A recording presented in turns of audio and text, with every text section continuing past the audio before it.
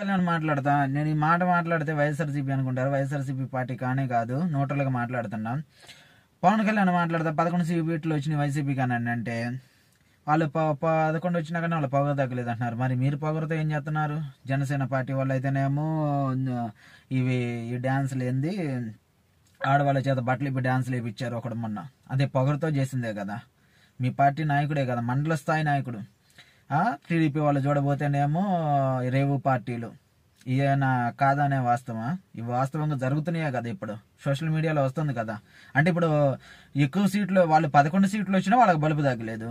మీకు ఎక్కువ సీట్లు వచ్చినా మీకు పొగరు, బలుపు, అహంకారం ఇంకా అన్ని బాగా ఎక్కువైపోయినాయి. ఇలాంటి వాస్తవాలు ఎవడన్నా ఏదైనా మాట్లాడితే వైఎస్ఆర్సీపీ ఇలాంటి ఆ పార్టీ ఈ పార్టీ అని చెప్పి బురద జల్లుతూ ఉంటారు. కొంతమంది పిచ్చిన కొడుకులకి తెలియదు కదా, నోట్లకి ఎవడు మాట్లాడుతుండో ఎవడు మాట్లాడట్లేదని ఇంకా పార్టీలు ఆపాదిస్తారు, బూతులు కామెంట్లు పెడతారు నిజాలు తెలుసుకోకుండా.